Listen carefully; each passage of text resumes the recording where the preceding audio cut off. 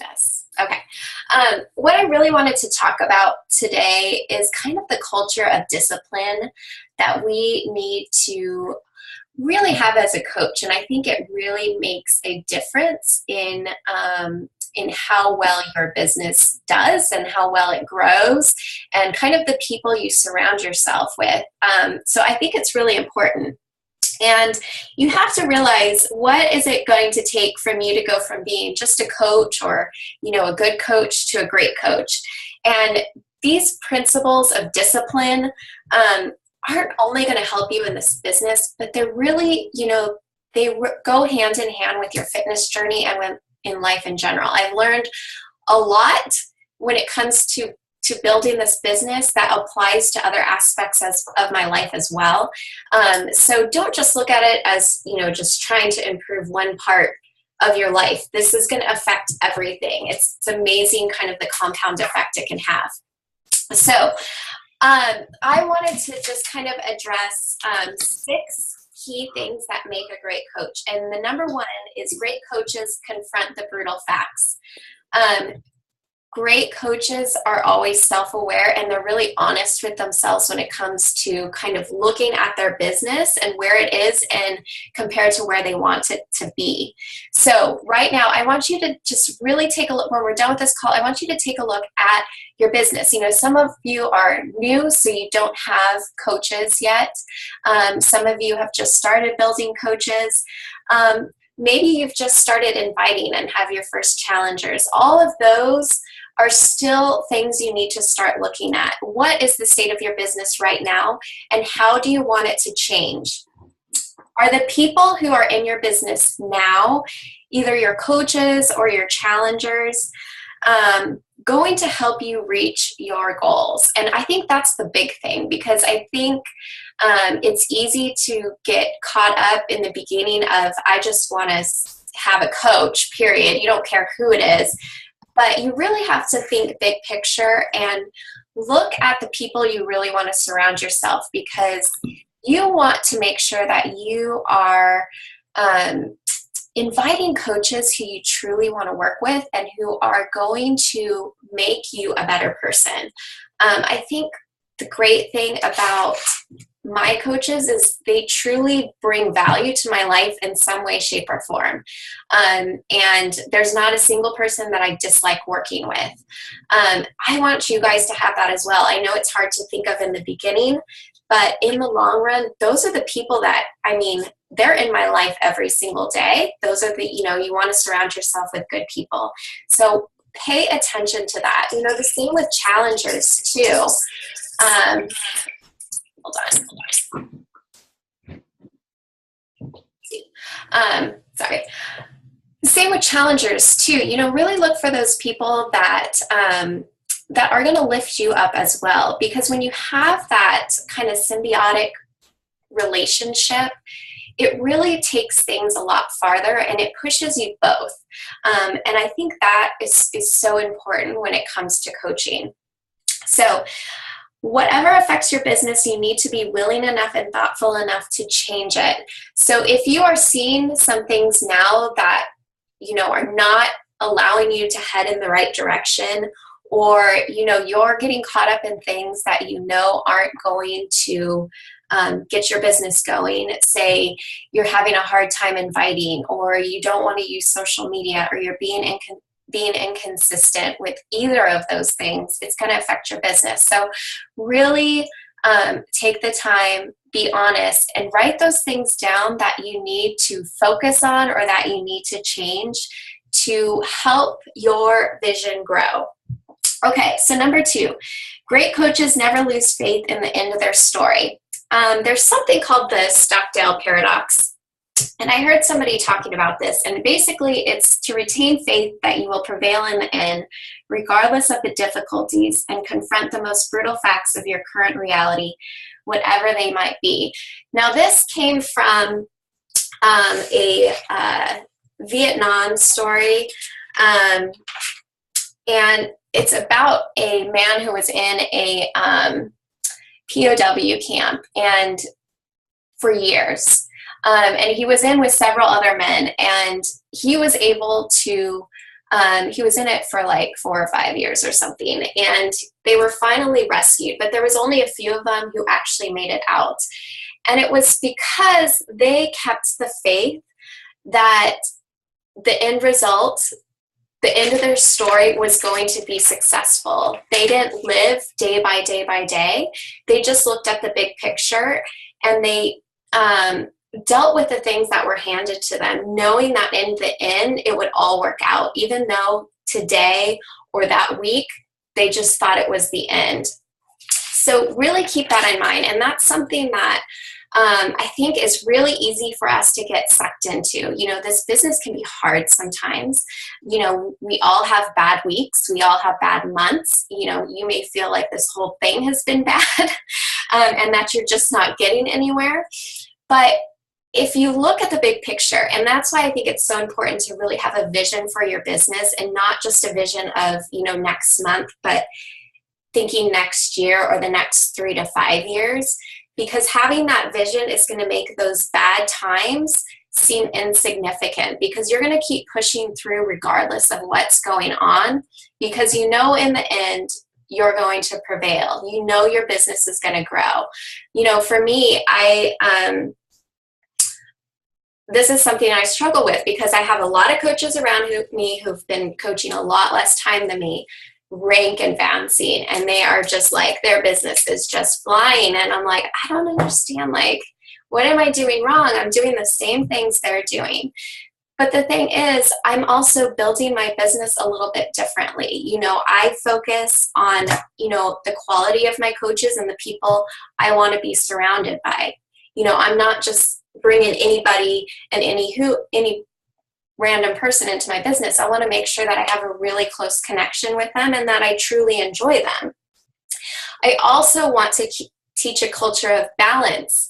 So I'm going to have slower growing coaches, because I want them to not get stressed out. I don't want them to get you know, burned out and ready to quit after 3 months. I want them to build a solid foundation so that when their business starts to take off, they have all those things in place so that they can stay balanced through the whole process, and that they can keep the love for coaching going, and not after 2 years just say like, I can't do this anymore because it's just not fun.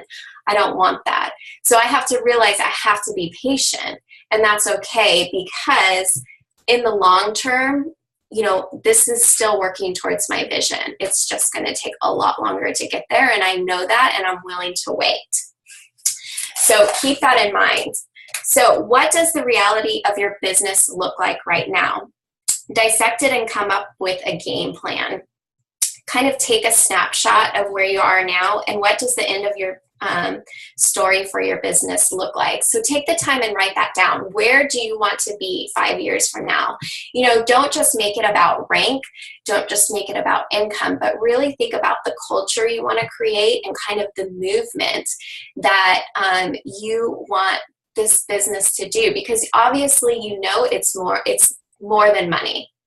You know, that is just such a small part of this, that a lot of it comes with really changing lives and serving others in more ways than just fitness and nutrition. I don't know if a lot of you have discovered this, but I think it took me a little while to really realize that this is more than fitness. I mean, the majority of the people that come to me and the majority of my challengers have come to me for a different reason other than fitness. You know, fitness, I think, is the thing that kind of ties everything together. But there's a lot more issues and heartache that people are dealing with, and this is kind of an outlet for them and a way for them to have that support as well. You know, being surrounded by people who are going through the same thing, whether that be depression, anxiety, marriage issues, you know, things like that. You know, we really do have a supportive culture, not just for fitness, but for everything in life. And I think that's important for you guys to be aware of. And I think that should be a part of your vision when it comes to your business as well. Okay, number 3, great coaches are hedgehogs. Probably like, what does that mean? Well, Think of it this way, hedgehogs versus foxes. So foxes are cunning, they're kind of wily, they're always chasing the next shiny thing. You know, put this in perspective of a coach. These are the coaches who are always looking to be elite, you know, looking to be that top 10, looking for the next best thing, the next shiny object. And hedgehogs, there's not much to them. There's nothing special about them, but they do one thing really well, and that's when they are under attack, they roll up in a ball and they protect themselves. And that's what keeps them going. So I want you to think about what is the one thing in the world that you do the best. And whatever that strength is, you need to be able to align it with helping people stay committed to their goal, their health and fitness and their goals. So for example, I'm not good on social media. It's always been a struggle for me. You know, some people I feel like have these just brilliant and amazing posts and they just make the best pictures. And for me, like it's just super hard for me to do. But what I am good at is I'm good at building relationships with people. That's what I enjoy doing. I like talking to people. I like listening to people. I like relating to people. That's kind of my thing. So that's really what I focus on. And even though I'm not great at Zoom calls, and even though I'm not great at like making these pretty flyers, or I'm not great at social media, I am good at building relationships. So that's what I'm going to focus on. And because I'm not good at all those other things and really putting my focus on my strengths, that's when my business really started to grow, when I made it more about relationships and made it less about everything else and kind of letting the other things go and not stressing about them, but focusing more on my strengths. Okay, number 4, great coaches have big, hairy, audacious goals. Now, you guys have all heard about this before, you know, that big hairy goal, and we should all be setting them, you know, those goals that are going to allow you to step outside of your comfort zone, the goals that are going to make you, you know, drive you to succeed. Now, your big hairy audacious goal should align with 3 things. What can you be the best in the world at? So that hedgehog concept, what is yet one strength that you have? What are you deeply passionate about? And what drives your business? When you put all 3 of these together, that's where that goal is going to be met.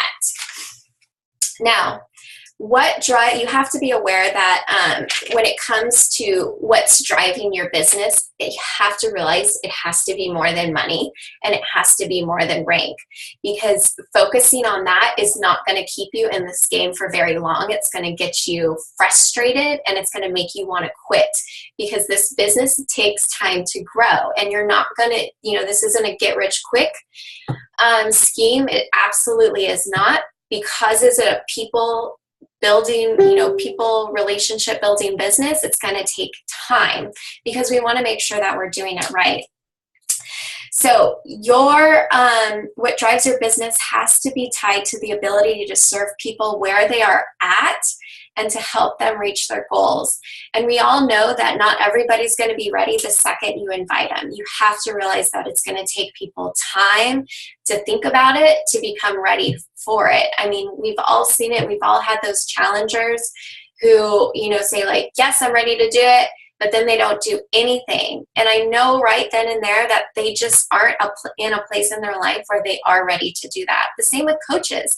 I mean, you'll have some coaches who come in and they're so excited and they want to make this go, and then they don't do anything. But it takes time. You can't lose faith in them. You know, I realized it took me 2 years before I really took this seriously. So, you know, I'm willing to wait for that person and be there for that coach and be there for that challenger. So when they are ready, I'm here to kind of help lead the way. But that's why really thinking long-term is important too, because you've got to still be here when those people are ready. You don't realize how many challengers and coaches I have gotten who have been past challengers or past customers of other coaches. But the reason why I got them is because their coaches quit. people come to me because they know I'm here and they know I will always be there. So be that person. And the way you can show that is by showing up daily on social media. You know, you don't want all your social media posts to be about coaching or fitness, but you want to make sure that it's tied in to your daily posts so that people see that you're still there and you're still around. So when you do go invite them, they have that to tie into. Or, you know, if they're ready to make that commitment, they know who they can go to, and they know you're there, and they know that you're going to be a stable figure in their life. Because as you all know, health and fitness is not just like a quick, after 30 days, you're like, all right, we'll see you later. No, this is a lifelong journey. You know, for some people who have big weight loss goals, you know, it's going to be years. So I want you guys to be focused on the fact that you need to be there for these people every step of the way, because they're relying on you for that support. All right. Number 5, great coaches have a culture of discipline. They are thoughtful about what they do with their time and their business. And this can not be more true. And, you know, I can speak from experience on this. You know, like I said, it took me a couple of years to realize that, you know, I could make this business work. And when that kind of light bulb came off, that's when I really started to take it seriously. And I was really disciplined with my actions and very thoughtful about scheduling and business hours and to-do lists, so that I knew every single day what I needed to do to move my business forward. So you need to be more focused on your stop doing list rather than your start doing list. We all know what we're supposed to do, but a lot of times we have a lot of other things that are preventing us from doing the tasks at hand, you know, those 3 vital behaviors. So really make a list of those things that you need to stop doing, whether it's getting caught into the news feed, which is a struggle of mine all the time. Maybe it's letting go of some things that just really aren't that important. For me, laundry. You know, I have laundry isn't going to build my business. Laundry can stay in laundry baskets. It's, you know, lots of people do it. I did it before I ran a business. I can still do it now. It's okay. You know, it's not going to be my end all be all, you know, so let those things go. Maybe not vacuum every day. If those dishes need to wait in the sink a little bit longer, that's okay. Maybe it's taking, you know, recording that show instead of watching it live so that you can watch it later, so that you can focus a good 30 minutes on your power half hour. Little things like that. And for me, it was simply getting up just a little bit earlier. And that's how I started, slowly but surely. And I didn't start getting up at 5 in the beginning. I started getting up at 6 because my kids slept a tad bit longer. Now I get up at 5 so that I can have a good solid chunk of time in the morning. But just simply making that change by sucking it up and getting up a little bit earlier, even though I really wanted to sleep and I really wanted to hit snooze because I deserved it, because my husband was gone, because I was busy doing other things. No, it sucked at first, but now it's just such a daily part of my life. It's such a routine that I don't even think about it. Okay, let's see. Great coaches are also focused on the 3 vitals and becoming a master of inviting, serving, and following up. Like I said, it all comes down to those 3 vital behaviors. You simply cannot grow this business if you do not invite, if you do not follow up, and you do not care about helping others. Every single day, you need to go into your day with that mindset.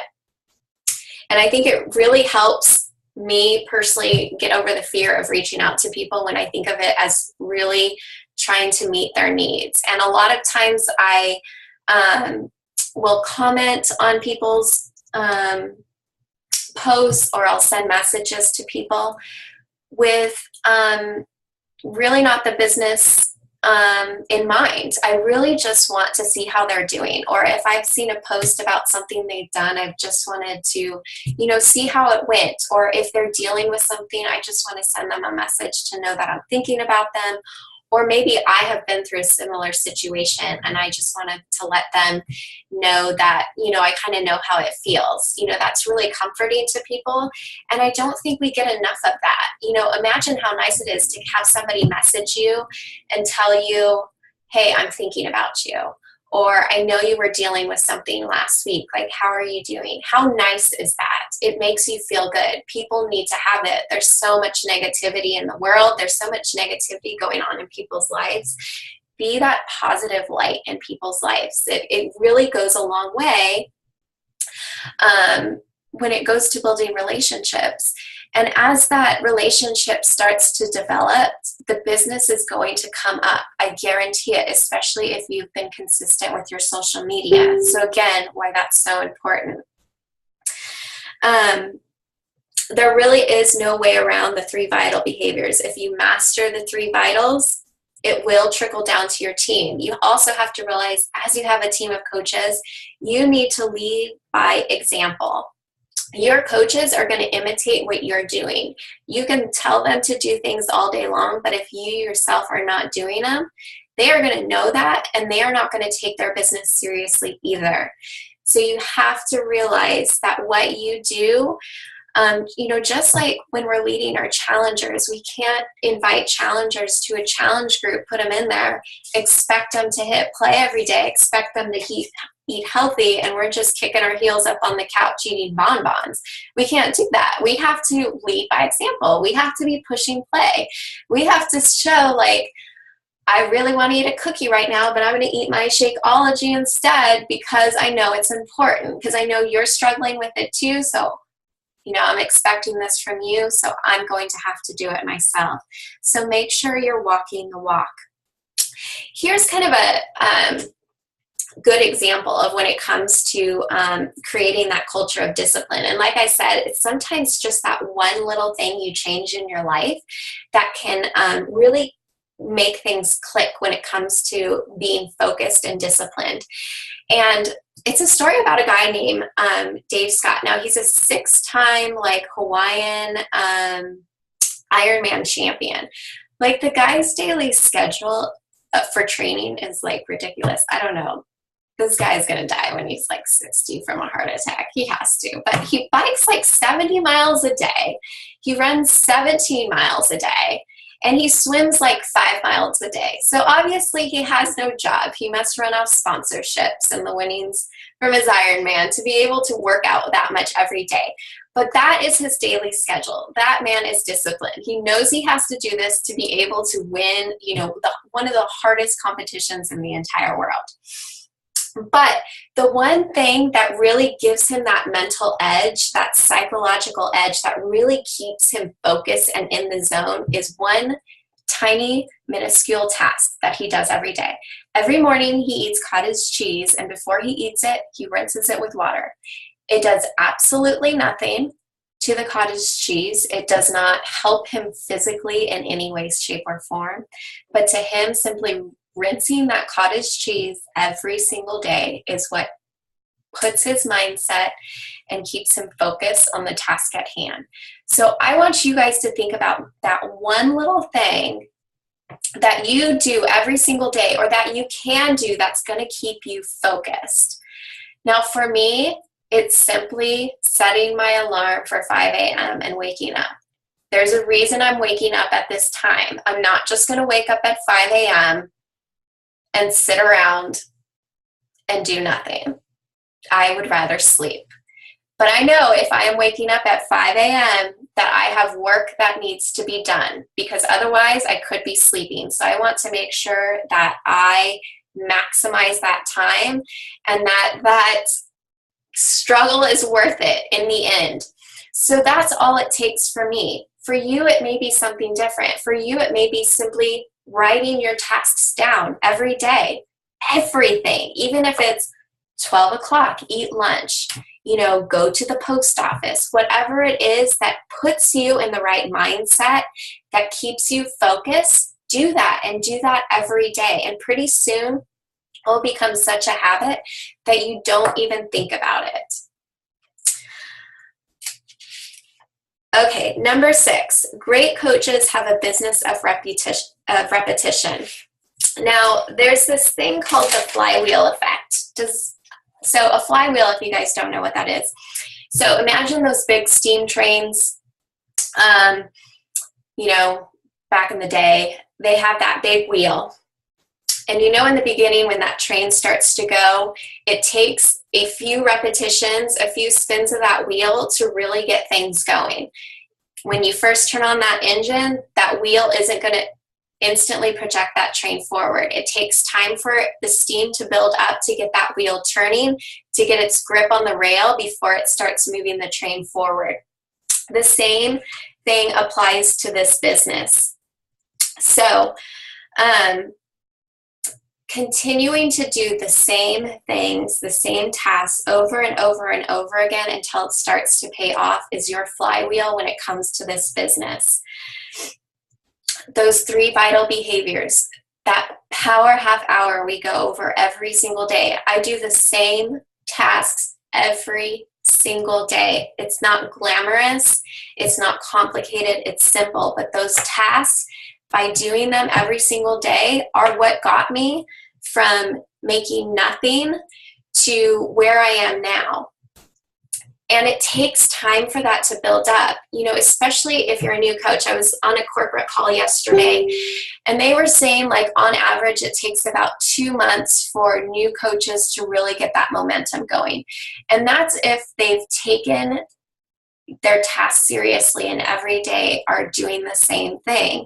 It takes time to build up that following on social media.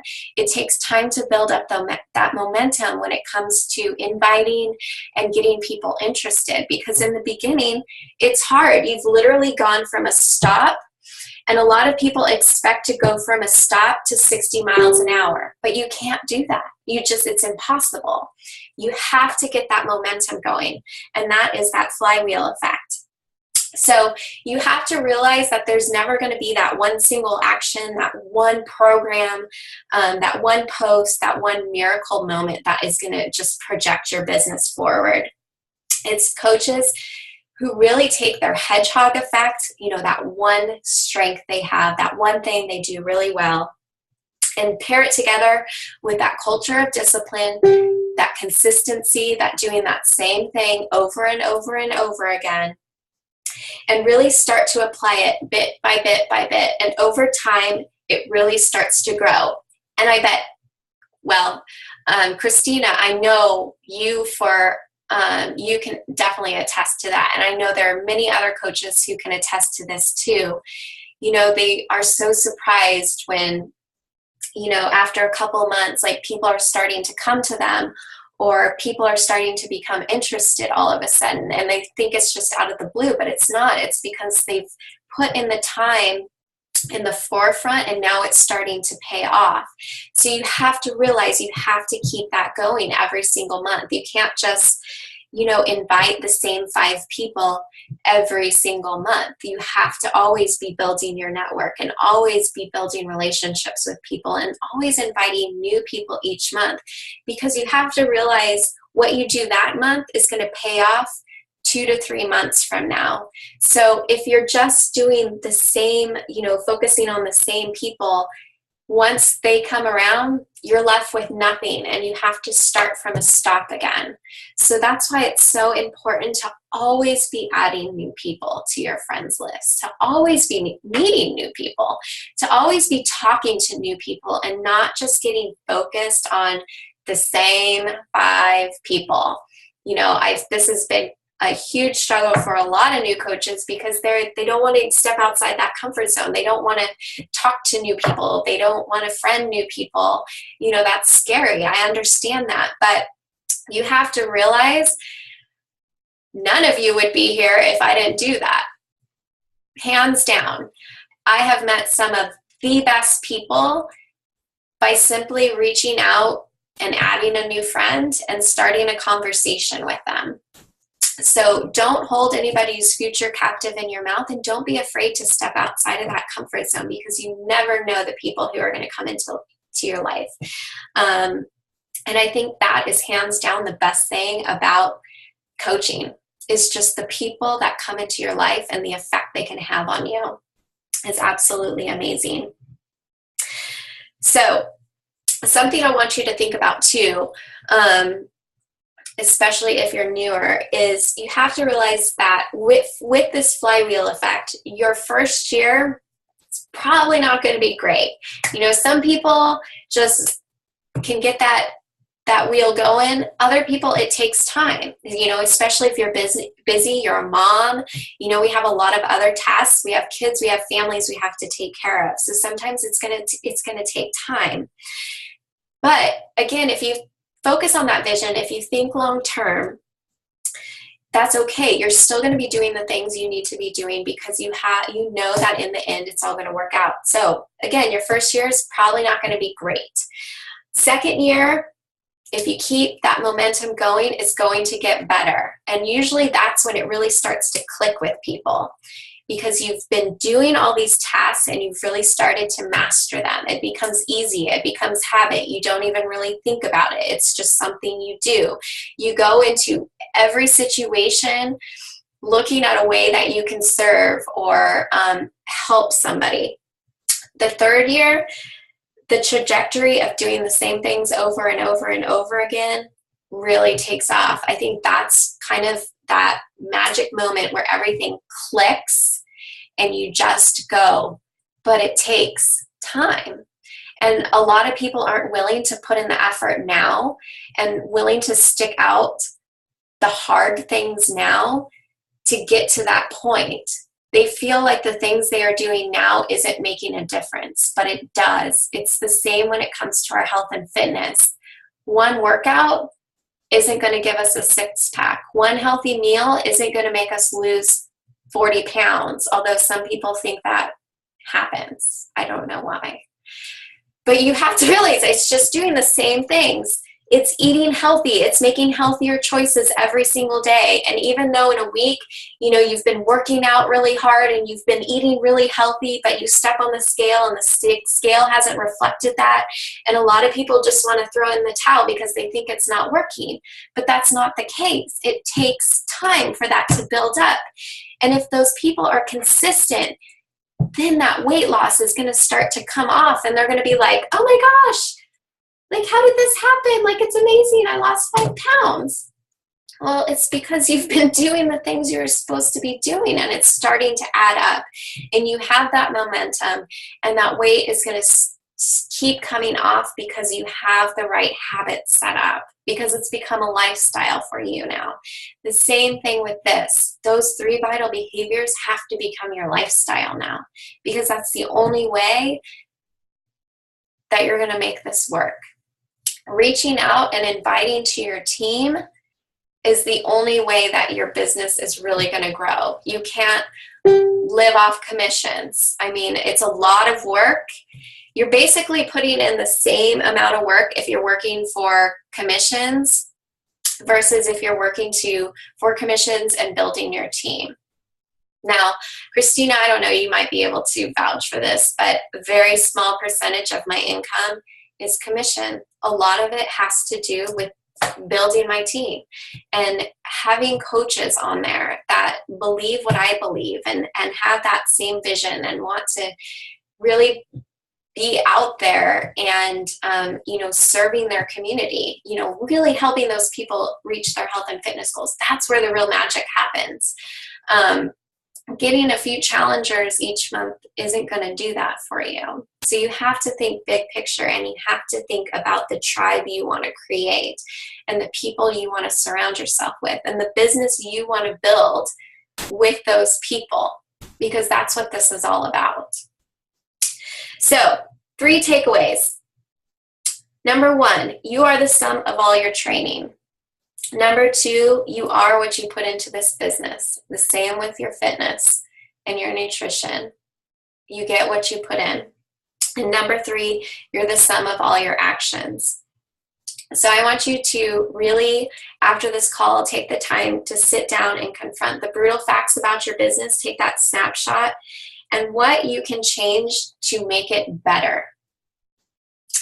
All right. Does anybody have any questions with this or anything in general that I can help or someone else can help with or has ideas with?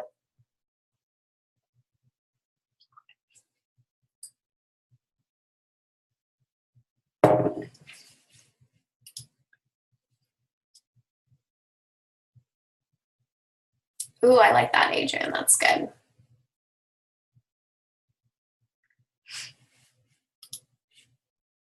Yes, and consistency. Yeah, I mean, I just wish, like, I think a lot of people think that they're just like, there's got to be something else, there's got to be something else, but it's not. It's just consistency. Like, it's just, like, I could tell you it's something else, but it's not. It's just posting on social media. It's just reaching out and friending new people and inviting people. That's all it is. And it's working out, being a product of the products. That's it. I could tell you in 8,000 different ways the same thing. And you can hear it 8,000 different ways from different people, but that's what it comes down to, and I think sometimes, those things are hard to do, but I know, like, you can get over that and you can really look at it a different way, and you will start to see that the messages you start to send out to people in the beginning versus, as you start to grow, are completely different. And people will really start to respond if you really have your heart in it as well, and really have their best interests at heart, because I think you can absolutely tell that from a message. So I want to make sure that my coaches realize that when they send out those invitations, like, I really want them to have that person's best interests at heart, not necessarily look at them as a success club point.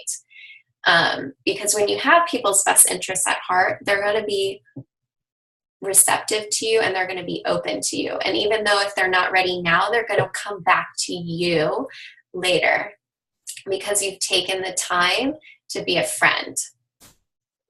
And not just a fake friend, like a real friend.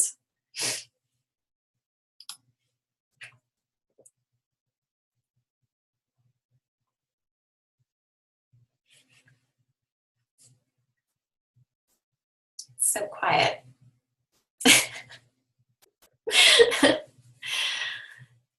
Anything? You guys are all good? Raise your hand if you started inviting this month. Yay! That's good. How have your messages been going, Adrian? Pretty good. I was telling Megan when we had her call last week that I finally had this aha moment where I was feeling like the first two that I did were cold calls. And then all of a sudden, I don't know why this never clicked, but I realized that it doesn't just go from liking and commenting on people's posts to all of a sudden sending this random message like, hey, do you want to be a part of this group? I realized it's noticing something on their Facebook and then messaging them saying, oh, hey, I saw that you guys were sick. How are you feeling? And starting the conversation and the message that way. And then through the message, it's probably like a duh that I didn't know that, but it was an aha to me. Oh, I get it. Yeah. Well, I think that helps me too. That is really what helps me get over that fear of inviting is I kind of do go in it with, like different intentions. Like, I've seen you sick. Like, that sucks. Or we just kicked the flu. Like, how are you doing? I think that means a lot to people because the majority, you probably figure like 99% of people are getting those like cold call messages.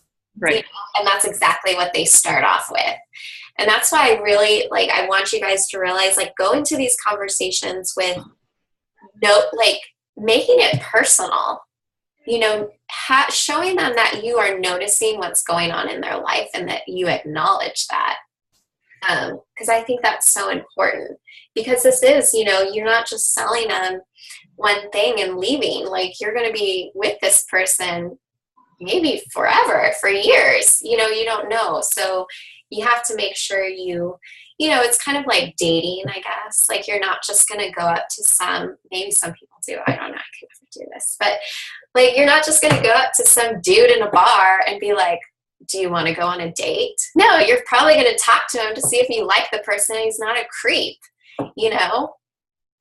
Same thing with inviting. Like, you don't want to just like, it's not speed dating. So I did just kind of what you talked about too, about how it transfers to other parts of our life. I just yesterday wrote down on my note on my phone things I've learned from coaching, and I wrote down anything can be done when you're that you want to do when you're intentional about your time. Mm-hmm. And just being genuine to everyone. I feel like it's being genuine to people who I'm like forming goes past just those forming relationships, and I'm being genuine to people across my Facebook and across my life. And that I need to take time to grow personally too with the professional development stuff. So yeah, you're there. Working it. You've got the mentality, and I think that is it takes some people a long time to get that, but you're like already there. You like got it, because I mean, you've kind of in a way been doing it to me for a long time. Like, you've been very intentional and serving me in a lot of things that have nothing to do with fitness. Like, I always joke, you're like my marriage mentor, but you are. Like, you have such good ideas, and you really help me like focus on my marriage and how important it is, and to be, a better wife. And I think that's such a great thing. So where my emerald personality is going to get in the way. Look at this. This is ridiculous. When you have a laminator, it's no good. You make to-do lists, laminate them, and then you use them to dry erase over and over and over. No, that was a tip somebody had shared with me a while ago for the to-do list, so you can check it off every day, and then just so you don't have. I need to do trees. That's what I tell myself. I need to get a laminator so I can do that for my meal planning, because I hate printing things, and obviously, my printer ink is always out. Good idea. That might be the next one to do. Yeah. You should share that in the challenge group. That's actually a good idea. Good idea. Michelle, do you have anything? Are you okay? Oh, it's you. Leah, sorry. I muted you. Right there. No, I didn't really have any questions. I like that you had mentioned that a light bulb kind of went off whenever you mentioned that it kind of takes the third year, at least for me. I know whenever I started off in the first year, I was like, I jumped in and I never looked back, and I was doing really well the first year. And then in my second year in the business, just some unexpected things had come up, and I kind of crashed and just sat back, and I couldn't really focus in the business.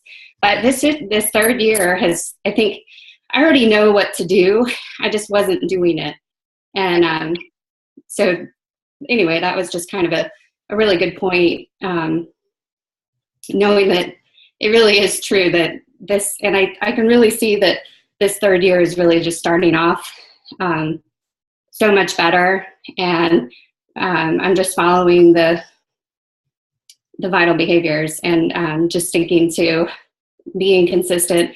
And I've heard that word for the first 3 years of my business, and it's just clicking for some reason. Like, gosh, everybody's right if we just do what they tell us. I know. No, that's so funny, because that was like literally like how I went. Like, I was like the first year, like I started off kind of slow because I really didn't know what I was doing. And then like I kind of built some momentum, and then I just yeah, like stuff happened in my life and I just was like, well, I don't know. Like I'll just kind of do this sometimes. And I wasn't running challenge groups. Like I was never inviting. And, if people came to me, I'd be like, yeah, but I really just took time off and struggled if it was something I wanted to continue with. But then it was like light bulb. And I was like, you know what? I can do this. And this is all I have to do. You know what you're supposed to be doing, and you just haven't been doing it. And I remember like talking to Kristen, one of my coaches, and I was like, because she was always sitting in Success Club. I'm like, oh my gosh, like, what are you doing? She's like, I'm just inviting. And I'm like, no, like, there's more. Yeah. You gotta be doing something else. She's like, no, I just invite a lot. Yeah. And it's still like to this day, if I have a month where I'm like, gosh, I'm just like struggling. And I just sit back and go, I just need to invite, because that's all everybody else is doing. They're just inviting. And when I start to do this, then it's like, oh, it works. I think I spent so much time trying to reinvent the wheel, because somebody would pull from one side and somebody would pull from the other, like, hey, join this, hey, join me on this side. And then finally I'm like, you know what, like what I was doing originally was fine. And so just sticking back to the basics and just really keeping things simplified. Yeah. And I think you need to really find what works for you too, because, there are a lot of coaches who want to reinvent the wheel. There are coaches who want to change their new coach training every month, or want to like revamp the challenge group. And I've done that, where you spend so much time and effort into that. And then it's like, who am I kidding? Like it worked just fine the other way, that, and I've been doing that for years. So why change it? So, but I think it makes it, especially, since you've been coaching for a while, it's really easy. Like, you see there's so many different directions people are going. You're like, ooh, that's a good idea. And ooh, that's a good idea. But when it comes down to it, like, we just don't have time to do that. So really focusing on what I think works for you and what you're comfortable with. And again, like what your strengths are, I think, is what you should focus on. And I think I've kind of realized that now, like with, a lot of people started going over to their like page, and I was like, okay, I think I need to do it. But as I'm over there, I've been over there for like a month. I'm like, I just don't like it. Like, it's not my strong point. Like, I do much better on my personal page, just because it's like page, right? No. And I think, later on it's good because it helps, broaden your market, because you can run ads and you can get more likes from people that aren't in your, your mutual circle. But no, I didn't get a like page till like 4 years in. So I built everything strictly from my personal page. So it absolutely can be done. You just have to make sure that you continuously add people, that you're not just the same 100 friends for 4 years. So, but how do you add? What is a method? I've seen other coaches that use their personal pages, and what's the best way to add new people to your page without, I know people can get really offended, or, you don't want to just start adding friends of friends, and because they may know that you're doing a business. I've seen people talk about it like, oh no, I'm not going to friend you. Yeah. Because, I can clearly see that you're coaching or trying to tell me something. Yeah. So what I do is there's a couple of different ways that I do it. The first is I just go to like Facebook suggest friends, and I just look in there, and I'll look for people who I have 10 or more mutual friends in common with, but I make sure that the mutual friends we have in common are not other coaches, because you'll have a lot of, like, especially now you've been doing this for a while. So a lot of your mutual friends are going to be like Beachbody coaches, or they're going to be friends of like 8 other Beachbody coaches. Like, I don't want that, because I don't want to be just like another person that shows up in their newsfeed that's a coach. So for me, it's good because I'm so terrible with names. So terrible. Like, someone will tell me their name and I will instantly forget it. Like, I need to work on that. I need to actually repeat it back. But so a lot of people I know, I just don't remember their names. So like people I meet through church or school or sports or whatever. So I'll go through there and I'll friend them if we have either if I think I know them, or if we have like a lot of like I have a lot of good friends who are friends with them. And then the other thing I do too is simply by commenting or liking on other people's posts. I'll kind of like sometimes I'll get conversations going with other people when I've commented on somebody else's posts about something. Or if you'll look through other people's comments, like sometimes you can like relate to what they said, or they said something funny, and kind of start kind of building a relationship off those little comments. Like that's a great way to meet people. I've added quite a few people recently simply by commenting on, people who go to the gym or that kind of thing. They'll make posts, or they've had some weight loss success, or or even something relating to kids, and I'll comment on it, and then somebody else will comment off mine. Either they'll think what I said was funny, or sometimes I comment if somebody says they don't want to work out, I'll be like, just go do it. I'm not like, join my challenge group. No, I'm just like, go do it. You'll feel better. And then I've had people like, thank you for saying that because I don't know you, but you inspired me. So I'll be like, friend request, and they're going to accept it because you've already kind of started to build that relationship, and they know you're not a weirdo, and they know that you're not trying to sell them either. I see a lot of, I'm kind of on an island, so it's kind of small, but you can always tell like when new coaches pop up on the island because they are like all over it, like all over the place. They are in the buy sell trade sites, and they are commenting on every person who has a fitness related post, like join my challenge group, like message me, join my challenge, I'm running a challenge group. And it's just like, God, don't do that. Just be genuine, because your people aren't going to run from you. Then they're going to want to accept your friend requests. So don't be weird. And don't be salesy. And I think that's why, not posting a lot of salesy stuff, I think is important. Because, I have had people message me and tell me, I'm friends with a lot of Beachbody coaches, but I like following you because it's not all Beachbody. You're very intentional about what you post. And there's a lot of things I like that you say regarding parenting or marriage or whatever that has nothing to do with fitness. That's what you want to be. You want to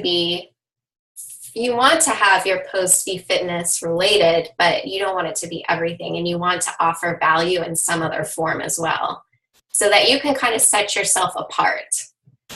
You're kind of a veteran now, so you can start setting yourself apart from everything else. And Adrienne does a really good job of this too, like adding value in some other way so that people want to come to you for marriage type inspiration, but they also notice that you're fitness too. So they're going to be more interested in coming to you because they relate to you on more than one level.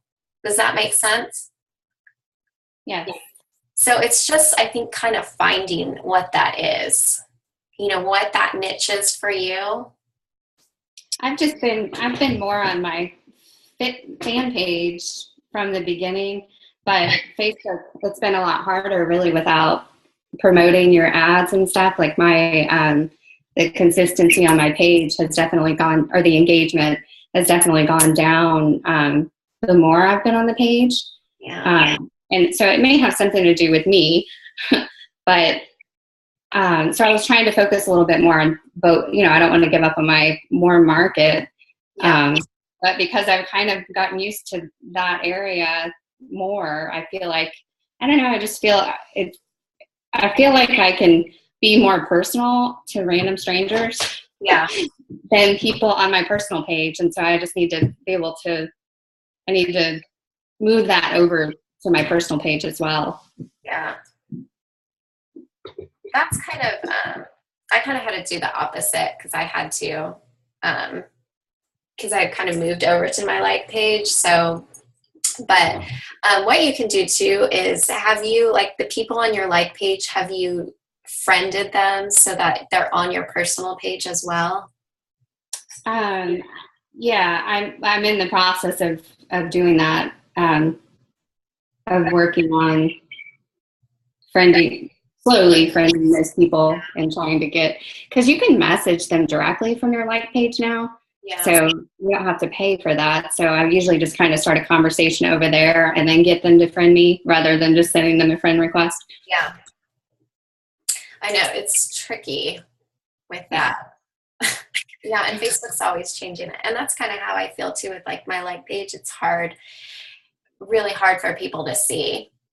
So I've been sharing stuff on my personal page. And right now I'm just like, you know what? I think I'm still going to post on my like page, but I'm going to start bringing it back to my personal, because I was like cold turkey, my personal, but. Oh, you moved from your personal page to your like page completely? Yeah. See, I just recently thought I was going to do that, but it didn't last very long because I just got really nervous. I know. Well, that's how I was too. So I'm like, I'm going to do it for February. And I did it. And I'm like, I was going to see how it went. But I'm just a personal page. Again, I guess that works for really big coaches, but that's kind of not how I want to build my business, I guess. I'm slow and steady. I don't have big numbers, but I think I have good relationships with my coaches. You know, I'm not just like bringing in 10 new people and don't have time for them, you know, and that's what, that's my vision for my team is I want to have those close relationships with my team. I'm going to have a small team, but I'm going to have a happy team and people I like, you know, so, yeah.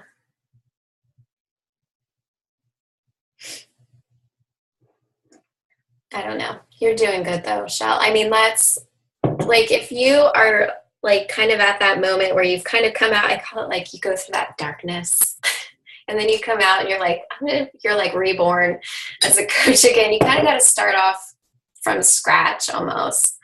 But I bet you'll be way more focused this time, and just I don't think you'll go back, because I think you kind of know how to prevent that from happening now. You know? Yeah, it's a lot of work to rebuild the relationships. Yeah.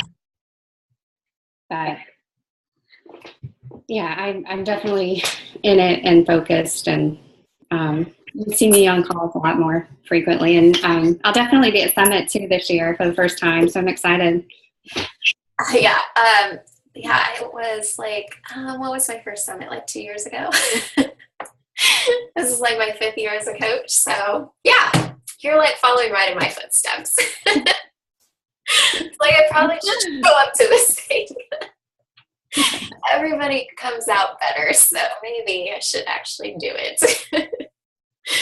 Yeah, well, that'll be good. It is a lot of fun in Nashville. Nashville's fun. It's not as convenient as Vegas was, but it's fun. So yeah, that's what I hear as far as getting from the hotel and accessing everything. But yeah. I'm just excited to see people in person that, you know, we always see each other